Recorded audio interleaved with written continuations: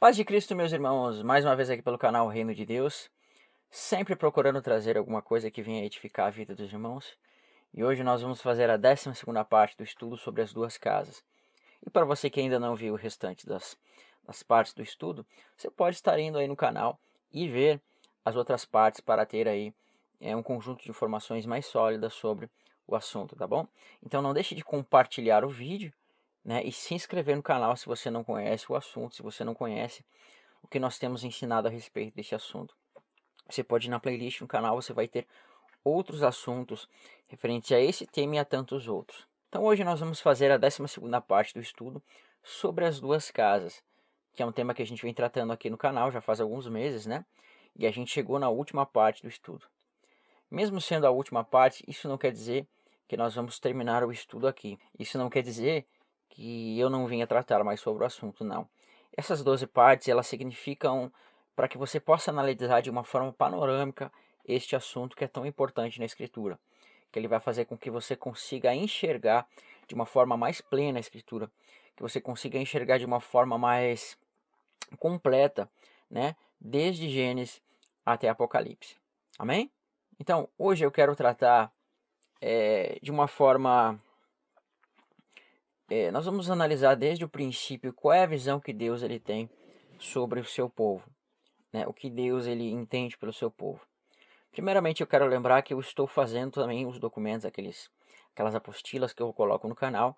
Eu acho que eu já tenho até a parte 8, se não me engano, lá no site. Você pode estar acompanhando aqui no link que está embaixo. Você vai na parte apostilas, você vai baixar lá os resumos dos estudos. Esse aqui está pronto, eu vou postar também. Com alguns acréscimos aqui que eu não vou falar no vídeo. Então, o que nós temos que entender, meus irmãos?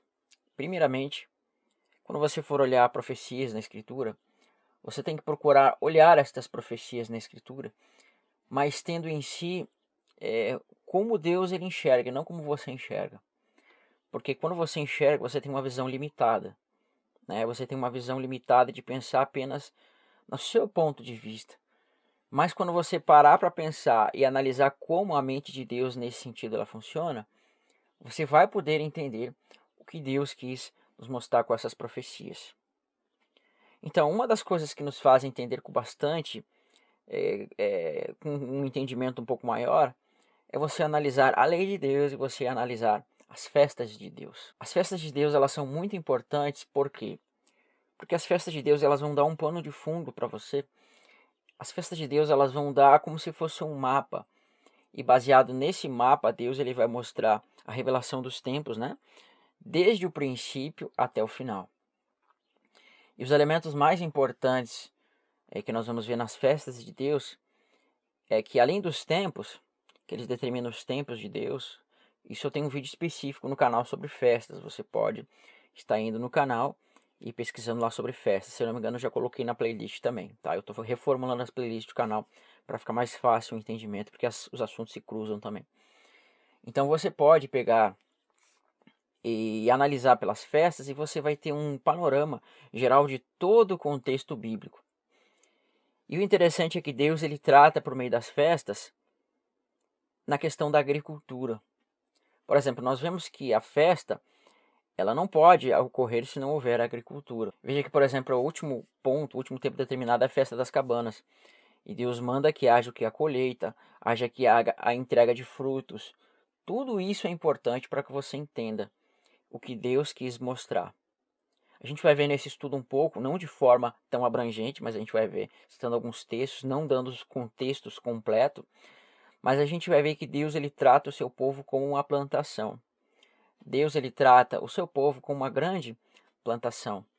Então, quando você olha para as festas, Deus ele está fazendo com que você enxergue o que ele enxerga, né? Porque o povo nas festas tinha que trabalhar com plantas, com sementes e tudo isso. E a semente é um elemento muito importante que nós vamos ver aqui agora, tá bom? Porque semente, a expressão semente é a expressão zerar. E essa expressão zerar, ela significa tanto semente de animais quanto semente de homens. Então, quando Deus diz assim para Abraão, Abraão, a tua descendência será como o pó da terra, veja que a expressão descendência ou semente, ela está presente, essa expressão semente. Então, quando nós vimos o povo pegando a semente de plantas e plantando na terra, isso era uma figura de Deus trabalhando no seu povo como uma semente de uma planta que está sendo plantada. Amém? E a gente vai ver isso daqui um pouquinho no estudo. Então hoje eu quero tratar nesse contexto de plantação, no contexto das duas casas, tá bom? A primeira profecia que nós vamos estar olhando vai ser em Gênesis capítulo 28, do verso 13 ao verso 15, verso 20 e verso 22. Onde é aquele sonho que quando Jacó estava fugindo do seu irmão Esaú, e ele, pelo fato de fugir, ele vai, em um determinado momento, ele vai pegar uma pedra e vai se deitar com essa pedra sobre sua cabeça. E nesse momento ele vai ter um sonho de uma escada, que vai dizer assim: perto dele estava o Senhor, ele disse: eu sou o Senhor teu Deus, Deus de Abraão teu pai, Deus de Isaque, e a terra que agora estás deitado, eu darei a ti e à tua descendência. Olha só a expressão descendência. Essa expressão descendência aqui é a mesma expressão como eu falei agora há pouco. Ela tem um sentido de descendência, mas ela tem o sentido de semente. Né? Então é como se ele estivesse dizendo assim: a tua semente será como o pó da terra, e estender-se-á para o ocidente, para o oriente, para o norte, para o sul. Em ti e na tua descendência serão abençoadas todas as famílias da terra. E eis que estou contigo e te guardarei por onde quer que fores, e te farei voltar a esta terra, porque não te desampararei, sem que primeiro haja cumprido o que te hei referido. Olha que tremendo que ele está dizendo aqui. Deus fala assim para ele: Jacó, eu não te farei voltar a esta terra sem que primeiro eu haja cumprido as coisas que tenho te prometido. Então o que Deus está dizendo aqui? Que ele vai cumprir estas coisas e fazer Jacó voltar à sua terra. É claro que num contexto literal nós vamos enxergar Jacó voltando para a sua terra, para a casa de seu pai Isaac, mas num contexto profético, Deus ele está falando da ressurreição. Porque quando Deus fala assim que eu vou cumprir todas essas coisas, ou seja, vai fazer a descendência dele se multiplicar, se expandir para o Oriente, para o Ocidente e se tornar como areia que está na praia do mar, a gente vê que ele diz que depois disso ele faria Jacó voltar para a terra dele. Então isso é um contexto para nós de uma ressurreição. Isso é tremendo, né? Que você está vendo aqui. Então quando Jacó acorda, ele vai fazer um voto que vai ser assim: fez também Jacó um voto dizendo: se Deus for comigo e me guardar nesta jornada que empreendo, e me der pão para comer e roupa para que me vista, de maneira que eu volte em paz para a casa de meu pai, então o Senhor será meu Deus, e a pedra que ergui por coluna será a casa de Deus, e tudo quanto me deres, certamente eu darei o dízimo. Aqui a gente pode estar vendo uma coisa estranha, porque a primeira coisa que nós vamos ver aqui é que Jacó fala: se Deus me fizer voltar para esta terra, então certamente, o Senhor será meu Deus. Só que você vê uma contradição aqui, porque o Deus de Jacó sempre foi o Senhor. Então como pode ele estar dizendo: então o Senhor será meu Deus se ele me fizer voltar? Obviamente ele estava aqui fazendo um ato profético. Por quê? Porque a gente vai ver que a descendência de Jacó lá no futuro vai dizer assim, ou melhor, o Senhor vai dizer sobre a descendência de Jacó: esse povo não é mais meu povo, né? E eu não serei mais o seu Deus. Mas no lugar onde se lhes dizia: vós não sois meu povo, ali mesmo serão chamados de filhos de Deus. E assim como Jesus, que é filho de Deus e é Deus, chama Deus de seu Deus, assim os filhos de Deus, que tem o Senhor por seu pai, também vão chamá-lo de Deus. Então Deus ele já estava antecipadamente mostrando aqui que a descendência de Jacó ela se multiplicaria por todas as nações, seria tirada por todas as nações, e teria deixado o Senhor seu Deus e não seria mais seu Deus. Mas Deus vai restaurar esse povo, e esse povo vai ter o quê? O Senhor por seu Deus. Então, num ato profético, Deus está mostrando Jacó já restaurando a sua descendência para que eles venham e creiam em Deus. Mas primeiro eles vão ser atirados e plantados nas nações. E ainda vai dizer assim: e a pedra que ergui por coluna será a casa de Deus. Ora bolas, Deus ele não pode edificar ou melhor, os homens não podem edificar uma casa literal para Deus. Nenhum homem tem poder de pegar uma pedra, ainda que ele unja óleo sobre isso, que é uma figura de Cristo, a pedra ungida, ainda que ele pegue uma pedra, Deus ele não pode habitar numa casa que as mãos dos homens edificaram. Por isso que Isaías vai dizer assim, e o escritor Atos também disse, Estevão falando, o céu é meu trono, e a terra é o estrado dos meus pés. Que casa me edificarei vós? Porque Salomão diz quando vai edificar o templo: Nem os céus dos céus podem conter a glória de Deus, quanto mais esta casa. Então essa pedra que Jacó pega e levanta ela como e coloca azeite, ela é um ato profético que fala do futuro.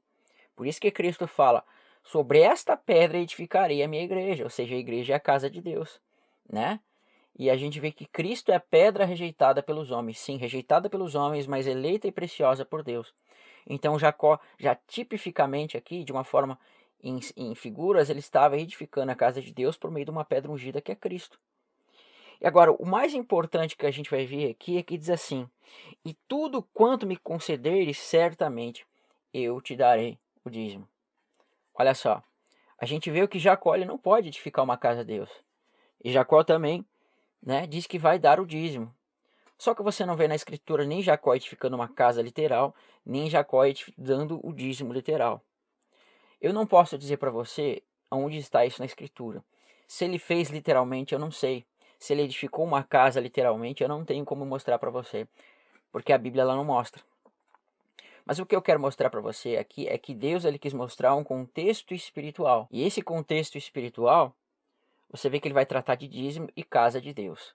Aqui no canal nós temos um estudo específico sobre a casa de Deus, tá? Que a gente vai tratar desde aqui até o final e nós vamos ver que Deus ele sempre quis edificar uma casa, mas no homem.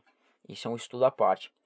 Então, quando Jacó ele fala do dízimo aqui, ainda que tenha existido literal, eu não tenho como mostrar na escritura, nós temos que ter em mente que aqui existe um ato profético.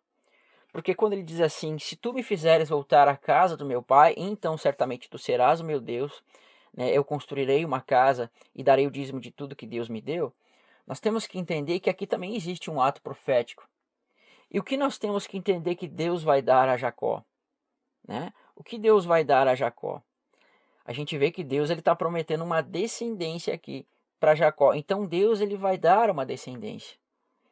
Só que se você só tem Gênesis aqui nesse contexto, você não tem como ter uma revelação clara disso. Mas quando você soma esse texto e soma o dízimo que está na lei, aí você vai ter mais algumas revelações que vai dizer assim. Em Deuteronômio 14 vai dizer assim: certamente darás o dízimo do fruto. Olha só, a palavra fruto nos remete a Efraim. Nos remete também, né, a uma coisa que foi colhida, enfim, a renda da plantação, como diz a escritura, né? A palavra que não é Efraim, é Tebuná, se eu não me engano. Mas, ou seja, é o fruto da plantação. Então nos remete também a Efraim, que é Pará, a expressão. Certamente darás os dízimos de todo o fruto das tuas sementes, olha só, da tua zerá. E como nós vemos no começo do vídeo, a expressão semente, ela significa tanto semente de pessoas, de animais, quanto semente de plantas. Então, quando você olha de uma forma literal o dízimo, você está vendo o povo plantando sementes. Mas quando você olha pela visão de Deus, você está vendo que Deus ele está visualizando uma semente e dessa semente vai ser plantada e essa semente vai ser tirada, né, vai ser plantada na terra e essa semente vai produzir e vai gerar frutos. E esses frutos vão ser colhidos e entregues como o quê? Vão ser entregues como dízimo para Deus. Então vamos ler aqui: certamente darás o dízimo de todo o fruto da tua semente, ou a expressão pode ser descendência. Certamente darás o dízimo de todas o fruto da tua descendência, que ano após ano se recolher no campo. E perante o Senhor teu Deus, no lugar que escolher para ali fazer habitar o seu nome, comerás o dízimo do teu trigo, do teu vinho, do teu azeite, dos primogênitos das tuas vacas, para que aprendas a temer o Senhor teu Deus todos os dias. Eu fiz um vídeo específico sobre o dízimo, eu não quero tratar aqui sobre vacas, etc. Vamos tratar simplesmente sobre a semente. Ok? Isso a gente pode ver num outro vídeo. Então, olha como Deus aqui, quando você olha para o dízimo de Jacó, você não tem uma revelação daquele dízimo dele, o que significaria. Mas quando você vai para a lei, você vê que Deus ele está interessado no fruto da descendência. Então, eu posso fazer associação do dízimo de Jacó com o campo. Porque a lei nos estabelece que o dízimo que Deus está interessado é o que? É o fruto das sementes. Então, quando Deus fala para Jacó, e Jacó diz que vai dar o dízimo, você vê que tanto na expressão, em Deuteronômio 14, que fala do dízimo, você vai ver que vai aparecer a expressão semente e a expressão dízimo. E quando você vai lá para Jacó, você vê que a expressão semente, descendência, ela vai aparecer. Em Gênesis 28 também vai aparecer a expressão dízimo. Então você vai ter que linkar. Deus está querendo mostrar que o dízimo que está na lei, ela é uma tipificação da descendência de Jacó que será entregue. Agora, você tem uma outra tipificação de dízimo, que é o dízimo de Abraão. Mas qual é a ligação que é entre o dízimo de Abraão e o dízimo de Jacó? As pessoas elas não percebem. Mas o escritor de Hebreus nos mostra que o dízimo de Abraão era aquele dízimo que foi dos despojos da guerra, né? E o dízimo de Jacó, segundo o que nos fala a lei, é o dízimo das sementes. Então, qual é a ligação que há entre despojos e sementes? As pessoas não percebem, mas existe uma ligação tremenda aqui. Porque qual é a ligação? É exatamente a morte. Por que exatamente a morte? Porque para você ter despojos de guerra, é necessário que o vencedor vença aquela pessoa que vai ser os seus inimigos e tudo mais. Então, quando ele vence aquela pessoa que vai ser derrotada, você vai ver que ele tem direito aos despojos. E os despojos são coisas que são deixadas na guerra, coisas que os mortos perdem na guerra. Então, para você ter despojos, é necessário que haja morte. Então, por meio da morte, se recolhem as coisas de valor, dentre elas ouro, prata e tudo mais. Por isso que nós vamos ver que Deus é o Deus do ouro e da prata. E Ele vai edificar por meio desse ouro, dessa prata, a casa de Deus. E por que eu falei que tem relação com a morte, com a semente? Simples. Jesus ele diz assim: se a semente de trigo não cair na terra, ela não pode produzir muito fruto. Mas se a semente cair na terra e for enterrada, então ela vai produzir muito fruto. O que isso significa? Cristo está fazendo uma tipificação dele como um grão de trigo que é plantado na terra, figura de uma sepultura, e esse grão de trigo, quando é plantado, ele vai gerar uma planta e essa planta vai gerar muitas outras plantas. Então você consegue perceber que a semente ela tem uma relação de morte, porque você tem que plantar na terra e essa planta vai morrer, ou melhor, essa semente vai morrer na terra, e ela morrendo na terra ela vai gerar uma planta. Então, por meio da morte você vai ter a vida. Então, obviamente, o dízimo ele trata disso. Ele trata do povo plantando na terra e por meio dessa semente morrendo na terra, agora ela vai ser produzida e vai produzir uma planta e essa planta vai ser colhida os frutos. Por isso que Deus fala aqui no dízimo, né? O fruto do dízimo. Deus não está interessado na semente, mas ele está interessado naquilo que foi plantado e a 10ª parte do que foi colhido, né? E essa 10ª parte ela seria levada para onde? Para a casa de Deus. Então veja essa revelação. A descendência de Jacó ela teria que passar pela morte, ela teria que se passar pela morte e ela passando pela morte, agora ela ressuscitaria e esse ressuscitar seria como o fruto. A gente tem que entender que Deus ele tem uma grande plantação no mundo, tá? Olha o que vai dizer aqui em Isaías. Prestem bastante atenção, tá? O que vai dizer em Isaías. O vídeo já está com 20 minutos. Eu vou tentar fazer no máximo meia hora, mas eu acho que vai passar um pouco. Ainda que a câmera ela grave só meia hora, tá?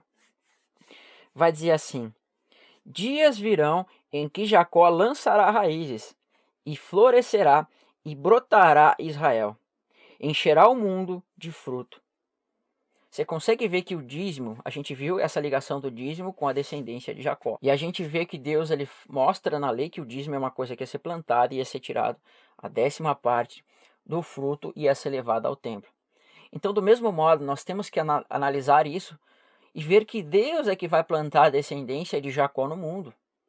Deus ele vai plantar a descendência de Jacó no mundo. Deus ele vai fazer uma grande plantação de Jacó no mundo. Por isso que diz assim: dias virão em que Jacó lançará raízes e florescerá, e brotará Israel, e encherá de fruto o mundo. Né? Você vê que ele é chamado de Jacó, depois Israel, depois de encherá de fruto, ou seja, Efraim. Jacó, Israel, Efraim. E Efraim levaria o nome de Israel. Então Deus está mostrando que a descendência de Jacó ela vai ser espalhada no mundo. Isso está em Oséias, como vai dizer assim: semearei Israel para mim na terra, ou seja, no mundo, e compadecer-me-ei da desfavorecida. E a não meu povo direi: tu és meu povo, ele dirás: tu és meu Deus. Exatamente o que nós vimos lá no início, onde diz assim: se Deus me fizer voltar, então, né, o Senhor será meu Deus. Porque ele já estava tipificando em Jacó, Efraim retornando das nações e chamando Deus agora de seu Deus, né? Então Deus ele plantou Efraim no mundo, ele plantou o quê? Ele plantou Jacó no mundo, brotou Israel e Deus vai colher esse fruto que é precisamente o dízimo. Mas o que você tem que entender é que mesmo que Deus ele tenha mesmo que Deus ele tenha enchido o mundo de Israel, mesmo que Deus ele tenha misturado a descendência de Israel, de Abraão em todo o mundo, ele tenha levado essa descendência por todo o mundo, o que nós temos que entender é que vai dizer a Escritura: ainda que o teu povo, ó Israel, seja tão grande quanto a areia que está na praia do mar, apenas o remanescente se converterá, apenas o remanescente será salvo. E nós estudamos sobre o remanescente, eu acho que no vídeo 9 ou 8, não lembro agora, ou no vídeo 10, não lembro. Você pode pesquisar lá no canal. Nós temos que entender que esse remanescente, ele significa aquilo que é santo diante de Deus. Então, ainda que Deus tenha plantado no mundo, enchido o mundo de Jacó, não vai ser toda a descendência dele que vai crer. Mas Deus já está mostrando que seria apenas uma parte, apenas a 10ª parte que vai ser tirada dentre as nações. É claro que isso não quer dizer um número literal, ok? Não quer dizer que se você tem 7 bilhões de pessoas no mundo, 10% disso vai crer. Não. Quer dizer que Deus ele vê o povo dele, esse que vai crer, como se fosse um dízimo, como se fosse uma coisa sagrada. Porque se você for pegar, por exemplo, você tem uma plantação gigante de trigo, você não tem como lá pegar trigo por trigo e medir, tem um trilhão de trigo, então eu vou tirar aqui a 10ª parte de 1 trilhão de trigo. Não, mas é que Deus mostra que a maioria não vai crer, e a minoria desse povo é que vai ser santificado, e vai ser tido por Deus como dízimo. E como vai dizer na lei, né, que o povo tinha que pegar essa 10ª parte e levar para o templo, então também a descendência de Jacó, apenas a 10ª parte no sentido como eu falei, é que vai ser levado para o templo. E a gente vai ver que a descendência também que Deus entende por santa, ela é chamada de primícias. O que nós temos que entender, meus irmãos, que na Bíblia, às vezes na Bíblia você tem que Deus ele demonstra a mesma coisa por diversos ângulos diferentes. Por exemplo, nós vamos ver que na Bíblia a igreja é a noiva, mas nós vamos ver que no contexto unitário de cada pessoa, cada indivíduo é um filho. Nós vamos ver que a igreja é o tabernáculo, mas a igreja também é o sacerdote. Então, no contexto, a descendência de Abraão ela é tipificada como dízimo, e no contexto ela é tipificada como primícias. O que significa isso? O dízimo era aquele que era levado por Deus e era o povo comia o dízimo. Mas as primícias eram levadas para o templo e às vezes era oferecido sacrifício e às vezes era comido pelos sacerdotes para mantimento na casa de Deus também. Então, há essas diferenças, ok? Então, num contexto vai ser considerado como dízimo e num contexto como primícia. Num contexto é esposa, num contexto é a casa, num contexto é sacerdote, num contexto é o santuário. Amém? Então, Deus ele vai tirar de entre todos esses que foram plantados, aqueles que são considerados como primícia. Ou seja, a primícia é considerada como santa diante de Deus, né? Então, o que nós temos que entender com isso? Infelizmente, o vídeo já está com 24 minutos e eu não consegui fazer o que eu deveria falar aqui. Nós temos que entender que isso significa o quê? Em 1 Coríntios capítulo 15, verso 35, vai dizer assim: mas alguém dirá, como ressuscitam os mortos? Em que corpo vem? Insensato, o que semeia não nasce se primeiro não morrer. E quando semeias, não semeias o corpo que há de nascer, mas o simples grão de trigo ou de qualquer outra semente, né? Assim também é a ressurreição dos mortos. Semeia-se corpo em corrupção e ressuscita-se na incorrupção. Semeia-se em desonra e ressuscita-se em glória. O que você acha que Paulo tinha na mente aqui quando falou essas coisas? Paulo viu que é necessário o quê? Que haja um plantio para que haja uma colheita. Então, do mesmo modo, ele, olhando para as festas, olha que 1 Coríntios capítulo 15 é um capítulo fantástico. E você vai ver que todo o pano de fundo desse capítulo 19 é justamente o que? As festas. As festas de Deus é o pano de fundo para 1 Coríntios capítulo 15, onde vai tratar de plantio, colheita. E as festas, elas tratavam com essa questão de plantio e colheita. Então, quando nós vemos essa expressão dízimo de Jacó, você tem que entender que a lei ela vai nos explicar, ela vai nos dar a revelação do que significa o dízimo. E o dízimo é da descendência, semente. E a semente, ela já é como se fosse um sinônimo de morte, porque a semente ela se planta, e essa semente ela vai ser plantada na terra, ela vai morrer, e ela vai ser colhida como, né, aquilo que passou pela morte, ela vai morrer e vai gerar fruto para a vida. Então Deus já estava implicitamente nessa expressão semente, já estava mostrando a morte. Então você imagina Deus, ele fez uma grande plantação no mundo, né? E a gente vê que no dízimo diz assim, presta atenção. Olha que tremendo esse texto aqui, né? Agora a gente vai fazer uma ligação com a parábola de Jesus. Certamente darás os dízimos de todo o fruto das tuas sementes, que ano após ano se recolher do campo. Olha que legal isso daqui, a expressão campo. Nós vamos ver que Jesus ele vai fazer algumas parábolas, e essas parábolas elas têm um fundo agrícola. E esse fundo agrícola nos mostra que Deus, pelas coisas mais simples, ele mostra a criação dele. Ele mostra como ele enxerga o seu povo. Jesus vai nos dizer que o campo significa o mundo. Ele vai mostrar um lavrador, né, que vai plantar as sementes, e aí ele vai plantar o trigo, e vai vir o inimigo, vai plantar o joio. E ele vai mostrar que o trigo significa os filhos do reino, e o joio significa os filhos do maligno. E depois ele vai dizer assim que vai vir um momento da colheita, onde ele vai recolher os frutos do campo. E quando ele vai explicar para os discípulos o que significa o campo, ele vai dizer: o campo representa o mundo, o trigo representa os filhos de Deus e os joios os filhos do maligno. Então, mais uma vez, aqui você tem um outro contexto. Em um contexto, os filhos de Deus são representados pelo trigo. Num contexto, você tem os filhos de Deus sendo representados pelas primícias. E num outro contexto, você tem os filhos de Deus sendo representados pelo trigo. Ok? Então, são contextos que mostram alegorias, mas que tratam da mesma coisa. Num contexto fala de trigo, num outro contexto fala de primícias, num outro contexto fala de campo e primícias, etc. E nesse contexto o inimigo seria o joio. Amém? Aí você vê que o seguinte, que ele fala aqui que o campo é o mundo. Então, quando você vê que certamente darás o dízimo de todo o fruto da tua semente, que ano após ano se recolher no campo. Então, literalmente o dízimo era assim. Você tinha aquelas pessoas que tinham um campo, e elas pegavam sementes, e elas plantavam sementes na terra. Então, essas sementes brotavam, cresciam, geravam muito fruto, e essas pessoas iam no campo e pegavam a 10ª parte e levavam para o templo de Deus. No contexto literal é esse. Mas no contexto espiritual, você está vendo o quê? Essas pessoas que plantam, elas são uma representação de Deus plantando o povo na terra. E quando ele fala de sementes, você está vendo que o quê? Que as pessoas que estão sendo plantadas por Deus, e elas vão morrer, e por meio da morte delas, nós vamos ver que vai gerar esse fruto. E esse fruto é que Deus está interessado, onde o povo vai colher do campo. Então esse colher do campo representa o quê? O arrebatamento. E esse arrebatamento vai tirar esse fruto e vai levar para a casa de Deus. E a casa de Deus, como nós sabemos, é a igreja. E isso tipifica o que? A ressurreição. Então esse dízimo, ele trata basicamente da ressurreição. Quando a descendência de Abraão, que está espalhada por todo o mundo, né, ela vai morrer e vai ressuscitar como um dízimo, como uma coisa santa, e vai ser recolhida do mundo. Então você imagina o mundo como um grande campo, irmão, um campo gigantesco, onde Deus plantou no mundo todo. Ele vai plantar no mundo todo, e essas plantas vão crescer. Mas Deus vai tomar para si apenas aquilo que ele tipifica como santo, que é o dízimo. E esse dízimo vai ser tirado.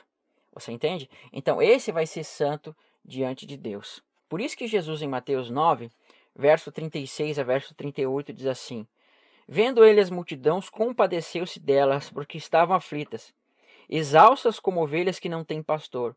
Então se dirigiu aos seus discípulos: A seara, na verdade, é grande, e os meus trabalhadores são poucos. Rogai, pois, ao Senhor da seara que mande trabalhadores. Em 1 Coríntios 3, verso 9, vai dizer assim: Porque de Deus somos cooperadores, lavoura de Deus e edifício de Deus.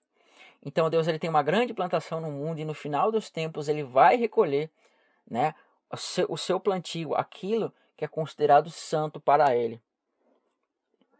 Então, vai dizer assim, lá em Apocalipse, Apocalipse 14, nós vamos ver assim. Vai dizer assim, Apocalipse 14: Olhei, eis que vi uma nuvem branca, e sentado sobre a nuvem, um semelhante a filho do homem, tendo na cabeça uma coroa de ouro, e na mão uma foice afiada. E o outro anjo saiu do santuário, gritando em voz alta para aquele que se acha sentado sobre a nuvem: Toma a tua foice e ceifa, pois chegou a hora de ceifar, visto que a seara da terra já amadureceu.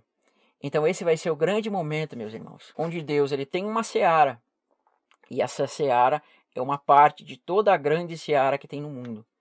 Mas a 10ª parte disso é que é considerada aquilo que é santo para Deus. E essa parte ela fala do dízimo. né? Então é esse o momento, meus irmãos, onde Deus vai recolher de todas as partes do mundo o seu povo que está atirado nas nações. E Deus vai ter isso como aquela parte que é mais santa diante dele. Que dentre toda a colheita você tem as primícias e você tem os dízimos, né?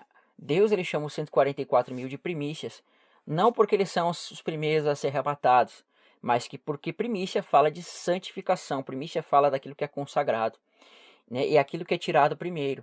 Não que Deus vai fazer um arrebatamento secreto, mas significa aqueles que vão estar na primeira ressurreição, né? A primeira ressurreição é aquilo que é santo diante de Deus, mas os outros, que não são primícias, eles vão ser ressuscitados na segunda ressurreição, né? Então, primícias, aqueles que ressuscitam primeiro, e depois nós vamos ver a segunda ressurreição, que vai ser a grande colheita no sentido geral. E além disso, nós também vamos ver que Deus vai considerar como dízimo o seu povo. Por que como dízimo? Porque dízimo é aquilo que é o melhor, aquilo que é tirado como o melhor dos melhores e entregue para Deus. Então Deus nos vê como dízimo e como primícia. E mais um detalhe ainda que nos fala a Escritura. Olha que tremendo esse texto aqui que está em Apocalipse 7. Deixa eu ver se eu marquei o texto aqui. Cadê o 7? Diz assim: depois destas coisas, vi eis que grande multidão, que ninguém podia enumerar, de todas as nações, tribos, povos e línguas, em pé, diante do trono de Deus, vestidos de vestiduras brancas, com palmas nas mãos. Aqui precisamente, meus irmãos, Deus ele está tratando da festa das cabanas. Deus ele está mostrando a festa das cabanas nesse ponto. Por quê? Porque nós vamos ver que o povo está com palmas nas mãos. E essas palmas indicam o quê? Exatamente o que está escrito na lei. Levítico 23, verso 39 a verso 40. Porém, aos 15 dias do mês sétimo, quando tiveres recolhido o produto da terra, ou seja, a colheita, né, celebrareis a festa do Senhor por 7 dias. Ao primeiro dia, também o oitavo, haverá descanso solene. No primeiro dia tomareis para vós outros frutos de árvores frondosas. E essa expressão frondosa aqui é gloriosa, aquilo que tem glória. E ramos de palmeiras, ramos de árvores frondosas, salgueiros e ribeiras. E por 7 dias vos alegrareis perante o Senhor, vosso Deus. Quando você olha para Apocalipse 7, você vê aquela grande multidão, né? Você está vendo uma grande multidão abençoada. Esse significa o quê? Aquela, né? Dizendo que a descendência de Abraão ela se multiplicou e foi abençoada e se tornou uma multidão de nações. Então você está vendo povos, tribos, multidões de nações se achegando a Deus. E quando você vê elas com palmas, nós estamos vendo que Deus ele está fazendo uma associação com a festa das cabanas. Então é essa grande multidão abençoada em Abraão, porque lavaram o sangue em Cristo, essa é a benção. E agora com palmas elas vão para a festa das cabanas. Só que na festa das cabanas diz o seguinte, né? No primeiro dia tomareis para vós outros frutos de árvores frondosas. Está aqui, meus irmãos, o povo sendo recolhido dentre as nações. Essa expressão frutos de árvores gloriosas é precisamente Efraim. Então Deus está pedindo para o povo trazer frutos de árvores frondosas para mostrar ao Senhor, colhendo Efraim, que são os frutos do mundo, e levando para as festas. Por isso que em Apocalipse 7 diz assim: depois dessas coisas, eis que vi grande multidão, Efraim, né, que não se podia numerar, de todas as nações, ou seja, Efraim, mais uma vez, tribos, povos e línguas. Então está aqui, esse é o fruto que era para ser entregue na festa das cabanas. Amém? Então essa é a grande revelação da união, onde Ezequiel 37 vai se cumprir, onde você vai ver o vale de ossos secos, onde você vai ver o vale de ossos secos que Deus ele vai ressuscitar o seu povo e levar para a sua terra, que é precisamente a festa das cabanas, onde vai ser celebrada as bodas do Cordeiro. Mas aí já é um outro estudo. Tá bom, meus irmãos? Aqui nós vamos finalizar esse estudo sobre as duas casas. Nós temos mais ou menos aí 8 horas de vídeo, né? É claro que eu fiz de formas aqui, de uma forma não tão aprofundada, mas para você ter uma leve noção do estudo. Nós faremos outros vídeos mais aprofundados no canal, né? Então eu acompanho você a assistir toda a série. Não se esqueça de compartilhar o estudo com seus amigos para que eles também possam ver esses estudos, tá bom? E meu irmão, se você tem visto os nossos estudos e esses estudos têm trazido edificação para a sua vida, você pode estar aí ajudando o canal a se manter, tá bom? Aí na descrição você tem formas de estar fazendo com que o canal possa se manter, para que eu possa estar trazendo mais estudos para você. Você tem formas de fazer a contribuição no canal pelo Apoia-se ou pela conta do canal. E não esqueça de pegar as apostilas que estão aí no canal. Que Deus abençoe os irmãos.